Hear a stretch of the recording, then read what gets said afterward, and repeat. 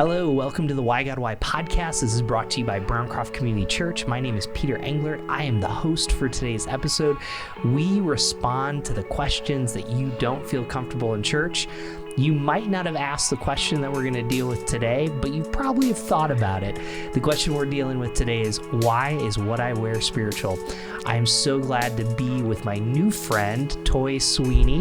We're going to let her introduce herself in a little bit, but Toy is originally from the Philadelphia area, came here through Houston, and she's going to share a little bit of her story. And she works in fashion and branding, so she has a lot to share with us. So, Toy, welcome to the podcast. Hi, how are you? Thank you so much for having me on.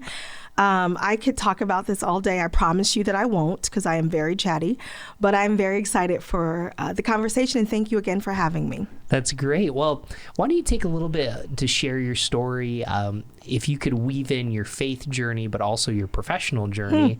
We got some time. Let's hear it. I was like, wow, both? I'm used to doing one or the other. Okay. So as you said, my name is Toy Sweeney. I am the founder of a company called The Well Dressed Brand. And the company started 5 years ago when I spent the last decade or so before that working in live television at QVC. Yes, America's favorite home shopping network. I worked there as the style director, and I had the opportunity to dress all 30 program hosts to create their on-air image. And so that was so much fun, and I learned a lot. And I had actually was ready, and I did my first podcast interview, and my friend Ryan wrote and said at the end of the podcast, he said, "You should write a book."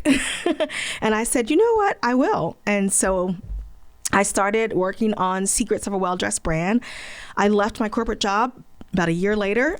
And then after that, I was on the Donald Miller podcast, and I've been featured on probably about over 30 podcasts at this point. I've had a couple of national articles. I've been featured in Forbes.com, BBCnews.com. Oh my gosh, I forget. This is terrible. But I don't walk around keeping track. Where else? Where Women Works magazine. I did a TEDx last year, which feels like a couple months ago. Yes, so I am an expert in the image perspective of personal branding. How do you really live out your personal brand is really what I do. And so, so my faith journey is that we had, my husband grew up Catholic, and I was always raised in church, but I wouldn't say that I had a head knowledge of the presence of the Lord, but I didn't have a heart posture of him. And so I recommitted myself when we went to Valley Forge Baptist Church. Shout out to VFBT. And met my husband. We've been married, 25 years? Nope, that's not true. We have been married for 20 years, together 25. So he got saved 2009 at Valley Forge. And we just kind of started this journey. And through that, the Lord has just been so faithful. And we have our son is 12, about 10 years ago, we were really challenged with, I had a uterine eruption, and we lost our first child, Miles. And that was very challenging because my husband was very new in his faith, and we were still kind of figuring our way through a lot of different things. And, Valley Forge is known as the caring church. And so they just loved us through really being faithful and not giving up. And the amount of people that we were encouraged, just because at our most broken time, we were still faithful. We were still going. We couldn't talk. I couldn't dress fancy. I had, I was in the hospital for 8 days, had 2 blood transfusions. So I was wearing sweatsuits to church, but I was still going. Wow. And so that's kind of been kind of the theme of our lives, right? Just keep moving forward. That even regardless of what life is handing you is really about how you choose to look at it, and remembering that God's word does not return void, and he really has never, ever left us. Even in our darkest hour, he's never left. He's always been there. And so that's kind of what gets us up in the morning. and why I feel that, going into a really tough time, coming off of a tough time as a Black woman in business, we start the most businesses, but they don't keep running. So, all of the challenges that are coming, I can still count it all joy. And I'm so grateful for that. And I can still wake up every morning and say amen. So that's my life in a nutshell. Wow. That was like one of the most succinct putting those two together. There's so many themes I want to just respond to, but I think the first one, I want to come back to our original question. Yeah. Why is what I wear spiritual? And, I guess I'm anticipating an assumption that I can't be both a follower of Jesus and into branding. And it's almost like you have Christian leaders that will say, like, to have a brand is self-promotion, but I'm no fool. Like, if you're out in public, you have a brand whether you want to or not. Absolutely. So how do you kind of personally fuse both of those things together, with outward appearances, the branding, internal and values, but also a follower of Jesus? How do you see that playing together? That's a great question. So I think that when we think about branding, right, at its core, it's really about association, right? So when I say to you Starbucks, there's something that happens in your brain. You get images, you have words, you may smell coffee. When I say Target, there's something else that pops into your brain, right? The same way, regardless of your walk, it's the same thing that happens when you say Jesus. Even Jesus had a brand, because he was known for something, right? When you think about your best friend or your dog or just your favorite whatever, right? There's all of these things that are associated. At the end of the day, that's what branding is. So in 1997, when Tom Peters coined the phrase personal branding, this is what I work on, he really was calling us to be the chief marketing officers of ourselves, of our careers. And he was saying, even then, he's saying, this is 1997. He's like, there's going to come a time, now think about today, there's going to come a time where you're going to have to promote yourself, where you're going to have to take a note from these large companies and do exactly what they're doing in order for you to move forward in your career. None of us could have predicted the pandemic and TikTok taking off and all of these influencers, right? Who knew there was even going to be a Christian TikTok? Like what? Right? And so like all of these things are all about what's associated with you. One of the things I was thinking about this morning, sidebar, was what's associated, because we've met twice in person, right? So is the color gray that you have on. I was thinking about that. Like, I was like, if I see you on a big screen, when I talk to you over Zoom, like, that's your brand color to me. It may not be, but that's what is associated to me when I see that. So that's what it's really about. And so when you think about your spirituality, and you think about what you want to be known for, it's about alignment, right? So it's about your personality, your core values, your mission, your vision, and your image. All of those things need to align. And so your wardrobe is certainly a part of that. So if you are saying that you're one thing and then you're showing up as something else, you're sending just a confusing message. I wouldn't want to say the wrong message. I'm not about first impressions. I think that first impressions are dead. I think that it's more important to send the right impression. So what's the right impression is the question that you have to ask yourself.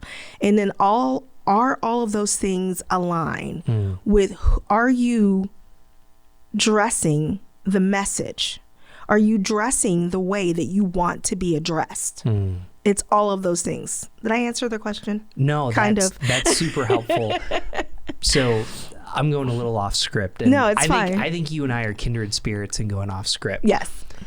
If Jesus lived today, how do you think he'd do branding? Oh my goodness. I think that that's a really good question. I've been thinking about that so much, and I really don't have like a scripted answer. So I think that,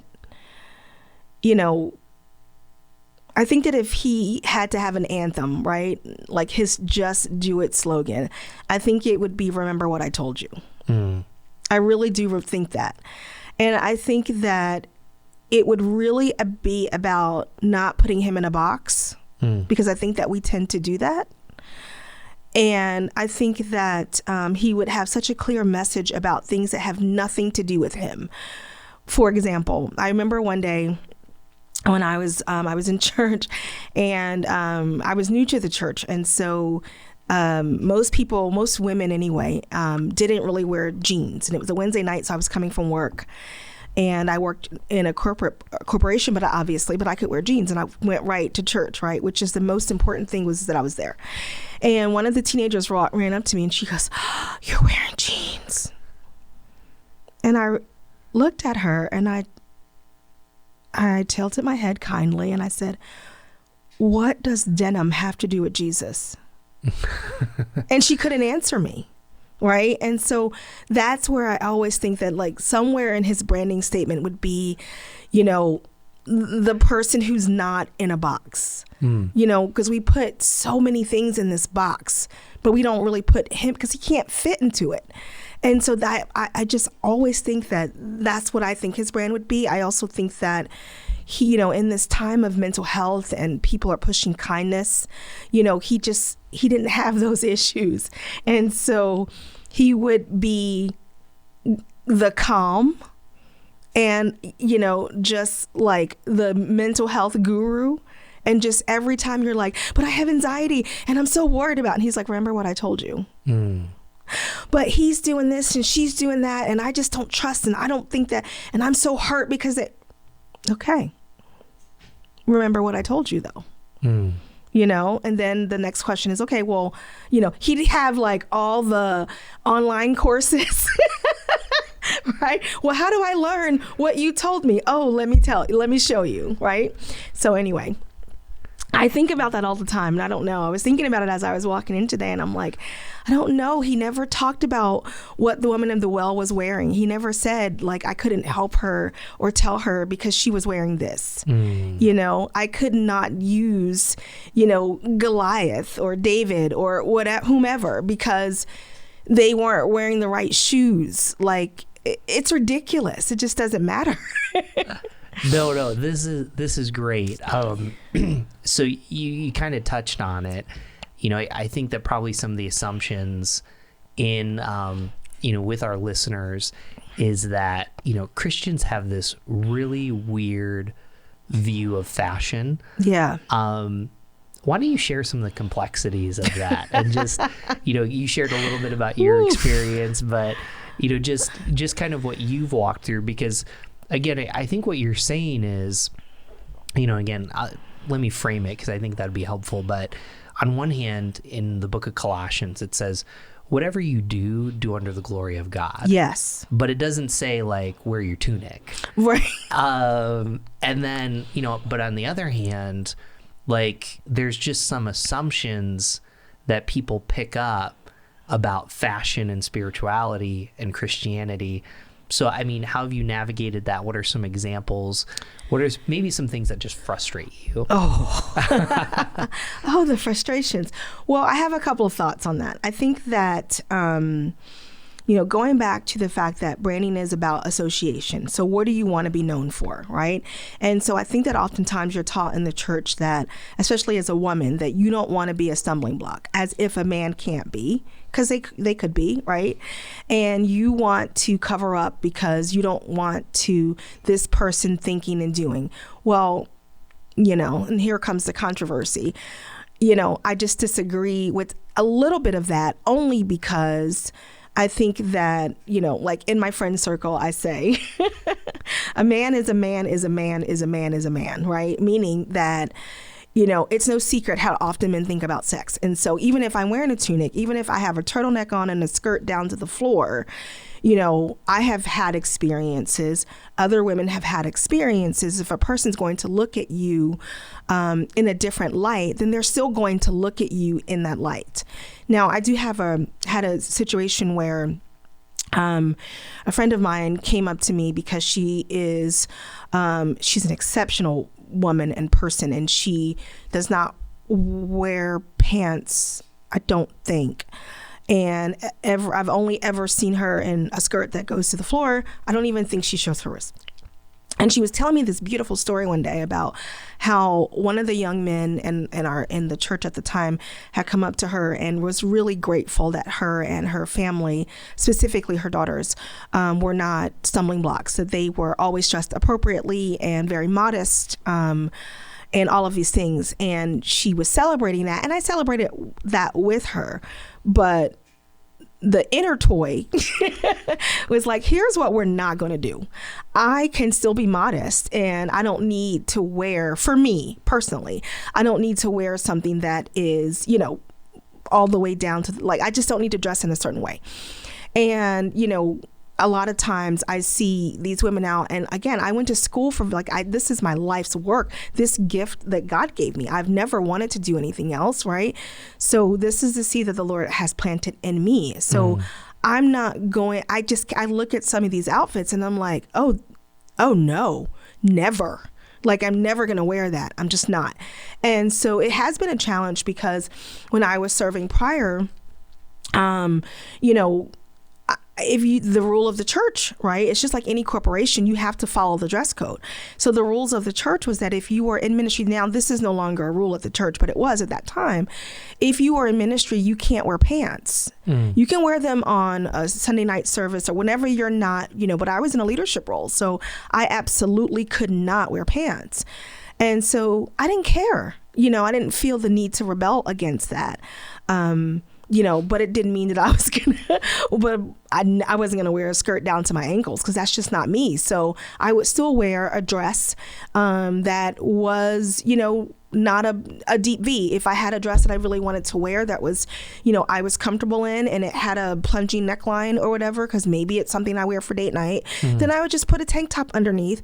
I put on a pair of tights. A lot of women don't like to wear pantyhose. I don't mind them. So it wasn't a big deal to me. So there were other ways for me to be modest and still modern, because I still very much was working in the fashion industry.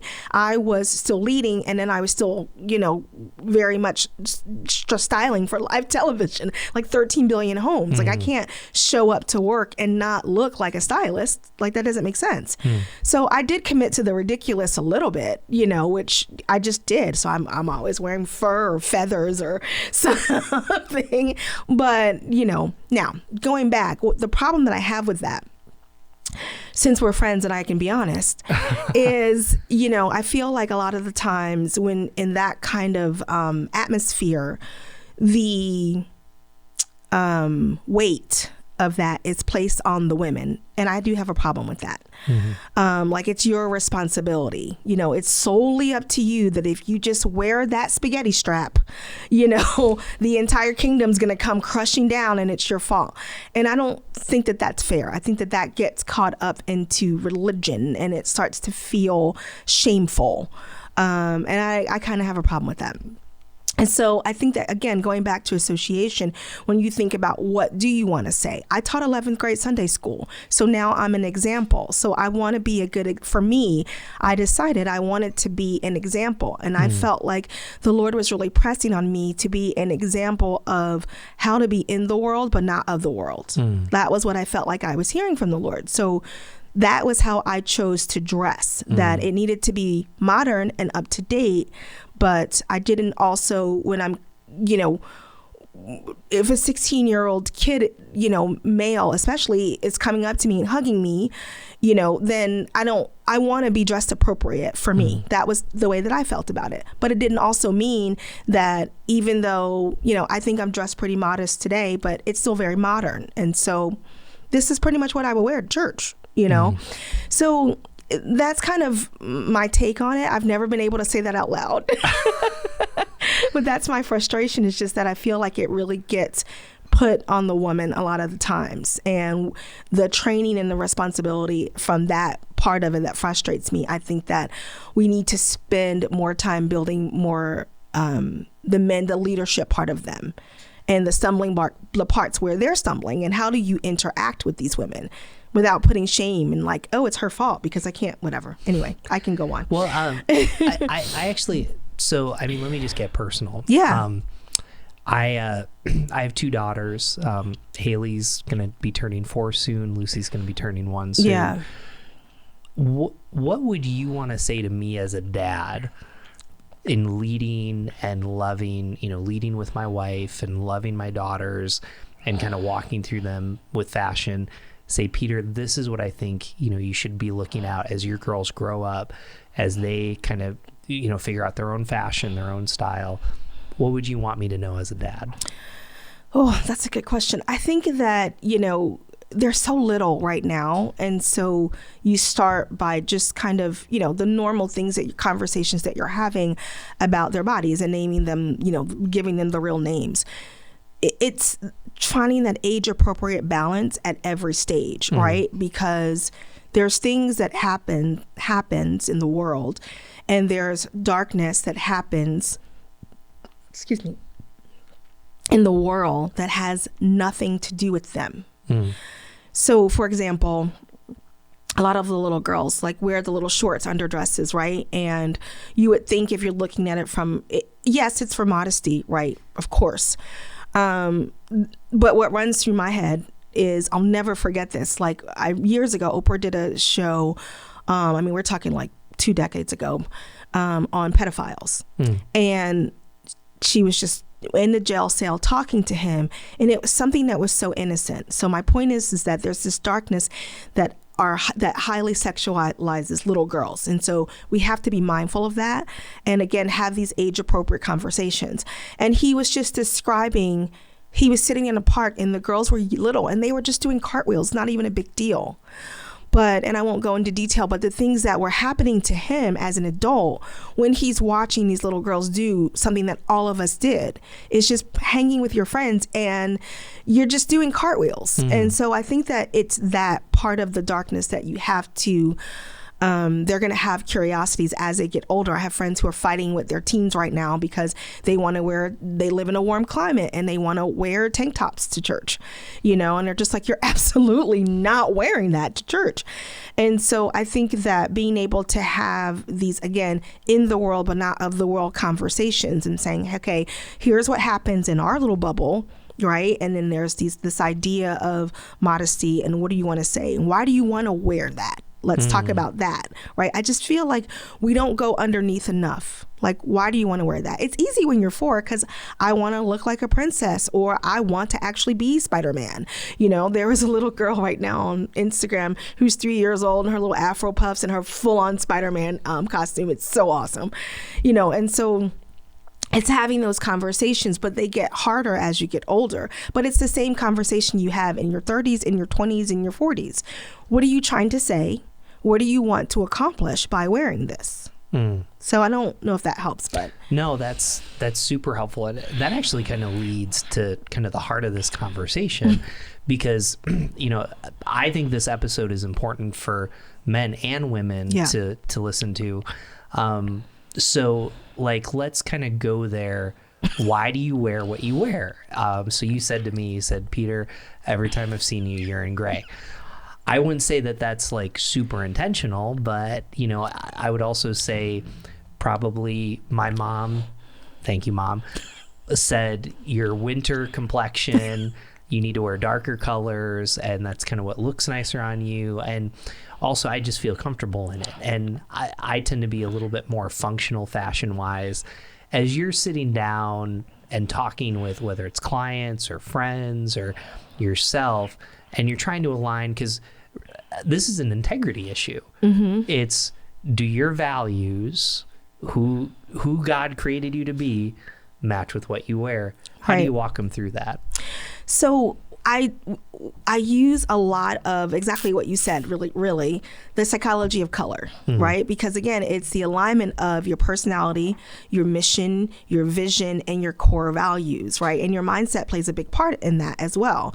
So if part of your personality is quirky or whatever, then I think that that's important to show that part of it too, in addition to your core values and your missions and mission statement and all that stuff, or your mission in life rather. So one of the things that I use is the psychology of color. I love to explain this by talking about Apple, because it's easy, and why not? We like the product, right? Even if you don't like it, there's something you can understand where they're coming from, right? So when you think about Apple, for example, now in the sea of black headphones, they came out with these white headphones. When all of the other packagings colors were all over the place, you get this sleek white box. So when you think about white, the color white, it is about new beginnings and fresh starts. So it makes sense that their mission statement is, think different, or their brand statement, right, is think different, right? Because they're trying to get you to think differently. When you look at even, and this is not to get political, so don't come for me, but just looking at when people are running for office, and the colors that they chose to wear. When Hillary was giving her final, statement, she wore white. Right? Because I forget now, of course, it's not fresh in my head anymore. But I think she was really trying to compel to try something new, right? We need a fresh start. Try something new. Pick me. So it all kind of works the same. If you are giving a speech at a children's hospital and you're trying to raise money, right? That's not the day that you want to wear orange, when you're like creativity and fun and no, you want people to take you serious, and you're trying to do something that's really going to help people. So the most stable color that you could wear is blue. That's why most people wear blue on television, or brown, right? UPS. What can brown do for you? Because you can trust us. And so when you think about it in terms of that, that's kind of how I look at it for my clients as well. The first thing I ask them is, what do you want to say? How do you want people to think and feel about you when you enter the room? That's my first question. And most of the time they say things like, well, I want to be respected. I want to be, I just don't want people to think that I'm mean. I don't want, I want to whatever, right? And so I go, okay. So then I go through those colors. Now, I do take into consideration what you said, right? Your mom told you were a winter. So winter color, I'm a winter as well. The winter is really about the eye color and the skin color and dark hair, right? So we have brown eyes, we have dark hair, but there's a lot of brighter colors that are in that palette as well. I'm working on a client right now who's a winter. Yellows in that palette, or cooler colors, right? So pinks, turquoises. She loves like all of these things, or at least she's going to love it after I finish her branding deck. But, and so she's a good example to use, actually. So I said to her, what do you want to say? And she said, I want them to think that I'm stylish and that I'm put together. Now, she's in the C-suite at a large corporation. So one of the things that we're working on is, she loves turquoise. So that's going to actually be one of her key colors, right? So anyway, that's kind of where we're going. And the reason that I brought that up, hold on, bear with me. So, okay, so turquoise, it communicates clarity, idealism. Turquoise tells the world that you're creative, you're clear-headed, and you're self-sufficient. She's a steadfast leader. So that makes complete sense for that to be her key color. Does that make sense? Well, we're going to have to share that palette on social media. So y'all better follow us, because we're going to share when this episode comes up. So I wear gray. Why don't you tell me what gray? I'm going to get you out of that gray if it's the last thing I do today. It's not bad, but I think there's more to you than gray. Well, it's such a meh. Well, let's hear. So elegant. So it's really about stability, which is you're trustworthy. That makes sense. You're a pastor. It makes sense. It tells the world that you're solid, you're classic, and that you're stable. So there's nothing wrong with that. You're doing the right thing. But there's all these other parts of your personality that I'm seeing, and I would like to see you wear some other colors. Well, you know what, our listeners, this is for free for me. This is like we're having coffee together. Give me 2 colors I should wear. I think that I think it could be a mix of color. Okay. Right? So I like the idea, because I know you like your dark colors. I like the idea of, you can do the gray, but then mix it with something else. So do a navy and black, because it's still kind of like you're doing it together, but it's subtle enough that it still sends the same message of stability and authority. I I think you should wear a little bit of green. I think that could work. A little bit of green. Yeah. All right. No. Let's have some real fun here. Yeah. If I gave you my credit card, Because you're so calm. oh, I appreciate. If I gave you my credit card, Yes. and because you were kind of, am I allowed to say this? Yes. I give you full permission to go to, and I shop more at Target than anywhere else. Like, I've gone through my stages, but anyways, and I would say, Toy, this is my credit card. You can choose whatever 2 colors. What 2 colors would you put me in? Well, I don't know. I have to see what's in your closet already.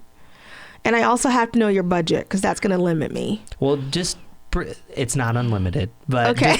just pretend it's I got some jeans. Right, let me on. see your shoes. I got some brown shoes on. Okay, and you mostly wear brown shoes, I think. Yeah, I noticed. Yeah.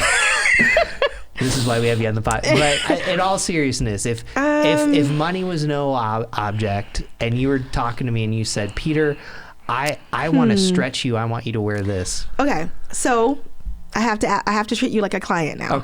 Okay. So my first question to you is, what do you want people when you hit the stage, right? Because I can't see you. Well, maybe you can actually in podcast. What do you want people to think, feel when they encounter you for the first time? What do you want their initial thoughts to be? So I was thinking about that. There's really 3 words. Okay. So it's warm, thoughtful, and connected. Okay. So thoughtful, I'm an Enneagram 2. I want to be helpful. Okay.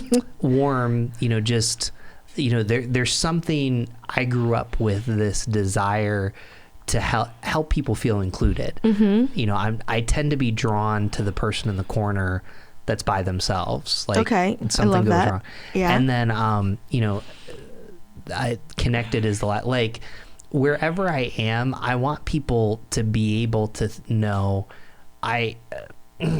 We'll get fun political here. Like, what made Bill Clinton brilliant was, I feel your pain. Yeah, absolutely. And you can argue whether he meant it or not, but to the people that were there with him, absolutely, they felt that he meant it. So when I'm with people, I want to feel connected in the way of, like, this person understands, and this is probably why I podcast. This person understands what I'm going through. Yeah, I love that.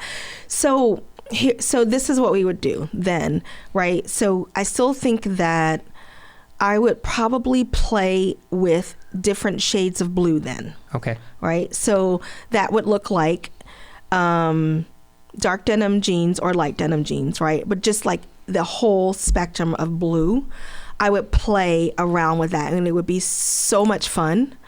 I would do something for you that most men probably don't do a lot outside of like all black or navy sometimes, but I would do some monochromatic looks in all navy. Like all the way, like navy Kohan shoes, not at Target, sorry. They're kind of pop shoes, but whatever, you can wear those. My husband wears them. He's gonna kill me for saying that. Like dark denim jeans. We'll do navy sweater. I've seen you wear pullover sweaters. But then we can do even a shirt underneath, but then it could have something really cool on it, but it's navy, but maybe it has some pops of like the warmer tone of orange or more gold yellow underneath, because that's warm, but then everything else outside is really safe and stable. And so then that kind of shows your personality underneath. So I'm just going to make this up. So underneath it is this navy printed, just navy shirt that has a print on it of like coffee cups and I don't know, or bacon. I'm making that up. But they're in hues of, burgundies and oranges, like these fall colors. So that's going to kind of give like a little bit of warmth, but it's also going to be a point of conversation, right? Somebody walks over to you or you walk up to them and they're like, are those avocados on your shirt? Or is that bacon? Like, really? And so that's one of the things that I do for my son. We were at the doctor's office the other day, and this random guy sitting there, and he goes, "Are those Philadelphia pretzels on your socks? Are those slushies?" He's like, "Yeah, actually, they are." And so that's what I would do for you. So I would create a signature style that not only invites conversation, right? It has to work two-way, like double blessing, that invites people to come talk to you, and that you also go and talk to people, and it just stirs up that conversation. Does that make sense? No, that's super helpful. And I want to kind of come back at some point to be practical with our listeners, because I think that exercise brings them in. Something I kind of want to come back to what you said before, because I think it's really important. You had mentioned about being a Black woman leading an organization. And I guess in this moment where I sense many Christians, not all, wanting to kind of join, with the problem of racism, what's your perspective, and especially dealing with fashion? Because again, what you've devoted your life work to is the integrity of who you are and how you dress. And I guess from your perspective, and as you brought this up as a Black business owner, how would you want, I'll just throw me under the bus, a white male to really kind of understand some of the complexities that you walk through dealing with racism, and even our listeners, to better help us be better reconcilers, to better help us live out the gospel better? I guess I'd be curious. Well, thank you for asking. I haven't had to answer this outside of the walls of my house, really. So I think that, my husband is Irish or white.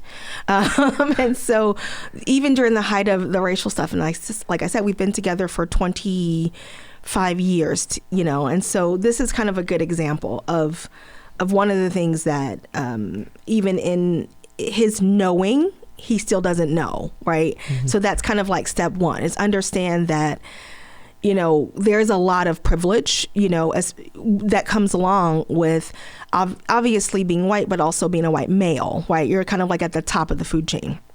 And so we were talking one day about something that was going on in the world. And I said to him, you have you're in the house and you're able to look inside the house, but it's very different than when you live in the house. And he said, I never thought about it that way, And so I was like, yeah, you're in this world with me, but it's very different when you have to walk in. So like now it's like a running joke, because every time something happens to him that would never happen to me, I'm just like, the caucasity of it all. The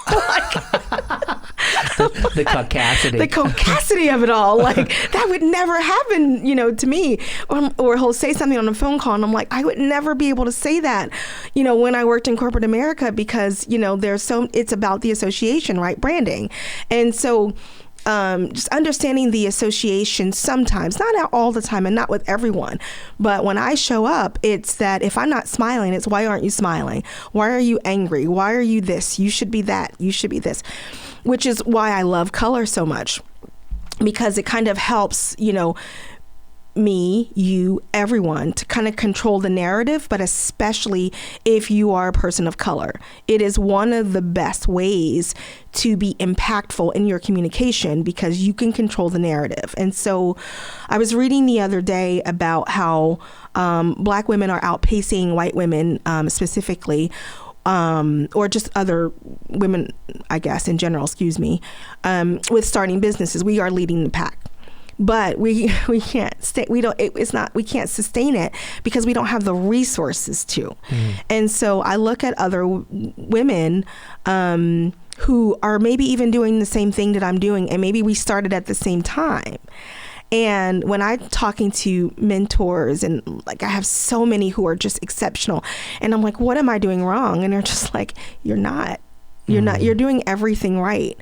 And when I'm talking to these same women, they're like, oh, I didn't have to do any of that. Or I say, well, where did you get the money to do X, Y, and Z? And they're like, oh, and I'm like, oh man, and I was like, I don't want to say that it's that, but it is that. Right. And so you're just taught from a young age that you just prepare yourself because you're going to have to work twice as hard for less money, and when I think about what I was paid in, a corporate environment to be a corporate stylist, and when I was so severely underpaid, and so that was part of the reason that I decided to leave. So I definitely have something to prove. It was a lot of prayer and a lot of fasting and a lot of reading the Circle Maker and walking myself around that building crying, going, Lord, are you sure you want me to leave? Are you sure? Because this is stable and I'm walking into the wilderness and I have to say okay to this. Are you sure?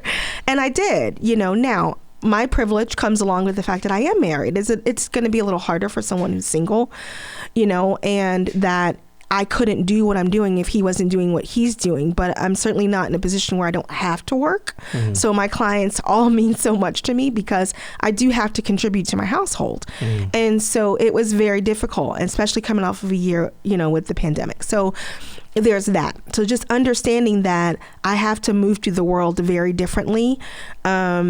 I'm not even considered as some people's standard of beauty. So then there's that where you just walk in or you speak and you're getting ignored because why do I need to pay attention to you? I don't typically have a lot of that problem, but I know people that do. Why is your hair like that? Like everything about your culture becomes a distraction from your mission and your goal and what you're trying to accomplish. I remember even, walking through the halls of our old church one time and I was counting the amount of times that people touched my son's hair, counting the amount of times that somebody touched me, when was the last time somebody just walked up to you, Peter, and just like, oh, your hair, and they touched your hair? Or if you're wearing a fur vest, they're stroking you, like constantly being touched. Like that's not something that most women, or not women do, but it's another level for a Black woman. Even though it was one day I was in church and this girl smacked me on the fanny. And I was like, it's so inappropriate. And I'd never seen her do that to any other person in our church, but she felt like she had license to do it to a woman of color. And that's a huge problem, what? And so I remember explaining one day to one of our pastor's wives, and I said to her, because I've always had something furry, and she was just like, and I said to her, you have to understand that we have thousands of members. So think about that. By the time that I walk out to my car, how many times I have been stroked and petted like I'm somebody's pet dog. So I need you all to stop touching me. All of you, and so it's just all of these things that kind of get into the way of just who you want to be, or who God called you to be. Like, this is who he made me to be. He put this melanin on my blood and my bones, and so I'm celebrating it. And I just need you to be mindful of how you choose to celebrate it, like with your words, not with that. So, and I'm going to try to do this as sensitive as possible. That's fine. So I have hair that if I grow it out, it's an afro.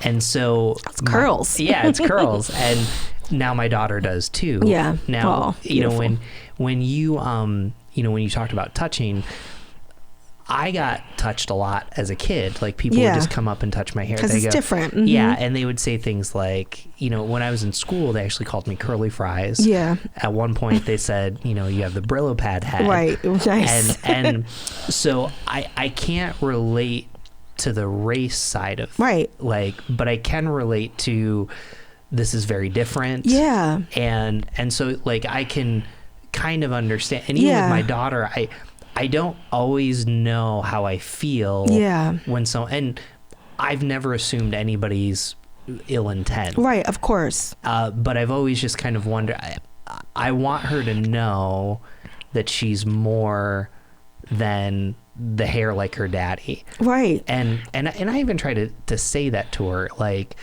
you have the same hair that your dad has. Yeah. I don't know. Am I processing through that right? Yeah. And but what you said that was so beautiful is that, you answered your own question in the sense of like, there's so much more to her than that. There's so much more to me than that. There's so much more to input any ethnicity. There's so much more. And you really, again, just kind of create this distraction away from the beauty, you know? And so what you're doing and what you are going to continue to do is just celebrate it, you know? And so when I see a little girl like yours who has curly hair, I always say, oh, I love your curls. You know, I don't touch them. I don't, you know, I just go, oh, I love those curls. I love them. You know, when I see a little kid with glasses on, I get so excited because it's like my favorite thing in the world is a little kid with glasses on, especially when they're like 4. I'm like, I love your glasses.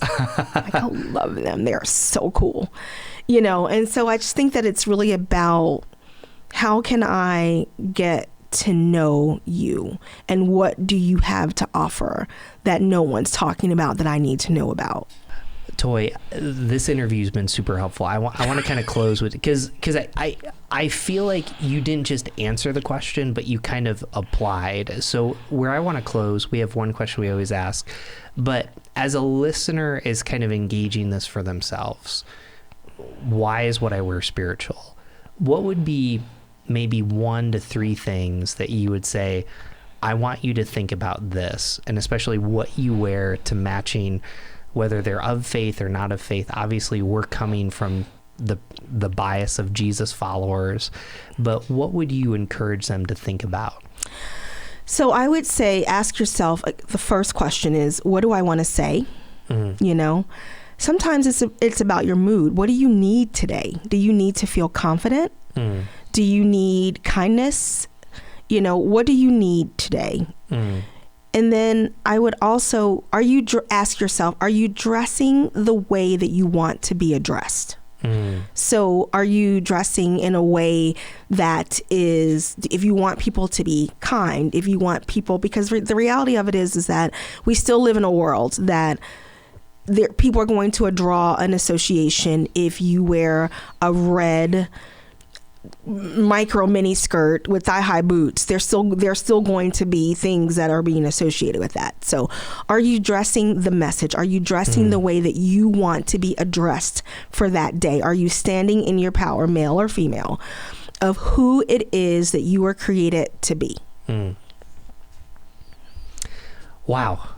I had to catch my brain up to what I was hearing, because I was just, you know, like what you said is really straightforward, but you got to process over it. So we started out here with Jesus. We always close with Jesus. So what does Jesus have to say about this topic? So this is how we do this. If one of my co-hosts, Aaron's usually here, but he couldn't make it today, we answer that question, and then we ask the guest to clean up any mess we make. So do you like that? So I love it. You know, what does Jesus have to say about this topic? You know, I love the idea of Jesus having an online class for, you know, I just think, or a master class. And you know, I think with the Sermon on the Mount, you know, I love how you said, remember what I said, but I think what Jesus does in the Sermon on the Mount is he doesn't tell you exactly what to do.